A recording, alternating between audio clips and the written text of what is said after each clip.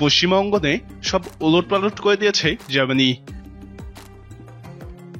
ইউক্রেনকে ট্যাঙ্ক দিতে চেয়েও উদ্ভট অজুহাতে ট্যাঙ্ক পাঠাচ্ছে না জার্মানি। আবার পোল্যান্ডকে নতুন ট্যাঙ্কের লোভ দেখিয়েছে।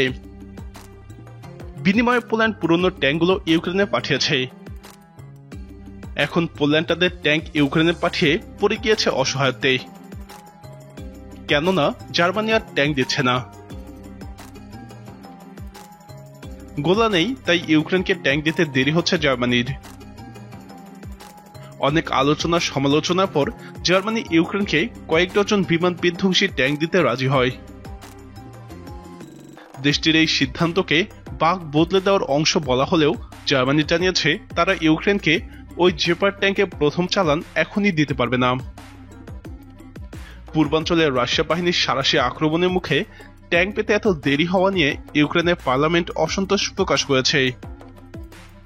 রাশিয়া যখন তাদের অধিকাংশ সেনা এবং অস্ত্র ইউক্রেনের অন্যান্য অঞ্চল থেকে সরিয়ে পূর্ব এবং দক্ষিণ দিকে মোতায়েন শুরু করেছে, তখন থেকেই ইউক্রেন মিত্রদের কাছে ভারী অস্ত্রের জন্য কাতর অনুরোধ জানিয়ে আসছিল। ফলে সম্ভাবনা তৈরি হয়েছে জার্মানির ট্যাঙ্ক ইউক্রেনে পৌঁছানোর আগেই ইউক্রেনের ওই অঞ্চলগুলো দখল হয়ে যেতে পারে।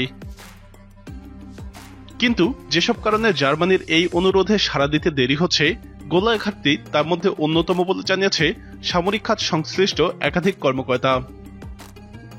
ইউক্রেনকে অস্ত্র দেওয়ার ব্যাপারে প্রতিশ্রুতি দেওয়ার সময় জার্মানি বিষয়টি জানত। এদিকে ইউক্রেনের সোভিয়েত আমলের ট্যাঙ্ক পাঠাতে পোল্যান্ডকে প্রস্তাব দিয়েছিল জার্মানি। বিনিময়ে পোল্যান্ডকে আধুনিক ট্যাঙ্ক দেওয়ার প্রতিশ্রুতি দেয় দেশটি। তবে এবার জার্মানির বিরুদ্ধে এই প্রতিশ্রুতি ভঙ্গের অভিযোগ এনেছে পোল্যান্ড। পোল্যান্ডের দাবি, জার্মানির কথা ইউক্রেনকে অনেকগুলো ট্যাঙ্ক দেওয়া হলেও প্রতিশ্রুতি অনুযায়ী পোল্যান্ডকে কোনো ট্যাঙ্ক পাঠায়নি জার্মানি। যদিও জার্মানি জানিয়েছে পোল্যান্ডের অভিযোগকে ভুল বুঝাবুঝি হিসেবে দেখছে জার্মানি। পোল্যান্ডে বিশ্বাস ফিরিয়ে আনতে তাই কূটনৈতিক উদ্যোগ নিয়েছে জার্মানি। জার্মান পররাষ্ট্রমন্ত্রী আনালেনা বেয়ারবক এবং পোল্যান্ডের পররাষ্ট্রমন্ত্রী সভিগনিয়েভ রাও এরই মধ্যে বিষয়টি নিয়ে বসেছেন। এক বৈঠকে বেয়ারবক পোলিশ পররাষ্ট্রমন্ত্রীকে বলেন, জার্মানির পক্ষে সবসময় দ্রুততার সঙ্গে ভারী অস্ত্রের সরবরাহ করা সম্ভব নয়। অনেক ক্ষেত্রে সেগুলো মেরামতের প্রয়োজন হয় কিংবা না থাকলে নতুন করে অর্ডার দিতে হয়। এক্ষেত্রে ধারাবাহিক যোগাযোগের মাধ্যমে ভুল বুঝাবুঝি এড়ানোর প্রস্তাব দেন তিনি। জবাবে রাও বলেন, আসলে খুঁটিনাটি বিষয়গুলো থেকেই এই ধরনের দ্বন্দ্ব সৃষ্টি হয়।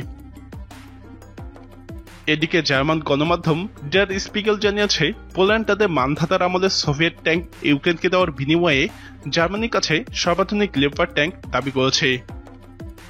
আর মূলত এ কারণেই এই বিলম্ব হচ্ছে, কারণ জার্মান সেনাবাহিনীর হাতে সেই মডেলের যথেষ্ট ট্যাঙ্ক নেই। যদিও চেক রিপাবলিকের সঙ্গেও একই বোঝাপড়া করেছিল জার্মানি এবং দেশটিকে 15টি লেপার্ড 2 A4 মডেলের ট্যাঙ্কও দিয়েছে জার্মানি। কিন্তু পোল্যান্ডকে প্রতিশ্রুতি অনুযায়ী লেপার্ড সরবরাহ না করায় দেশটি ক্ষেপে গিয়েছে। এ নিয়ে পোল্যান্ডের প্রেসিডেন্ট আনজেই দুদা জার্মানির বিরুদ্ধে প্রতিশ্রুতি ভঙ্গের অভিযোগ আনেন। পোল্যান্ডের প্রেসিডেন্টের দাবি, জার্মানি মোটেই ট্যাঙ্ক সরবরাহের প্রতিশ্রুতি পালন করছে না। পোল্যান্ড বিষয়টি নিয়ে হতাশ।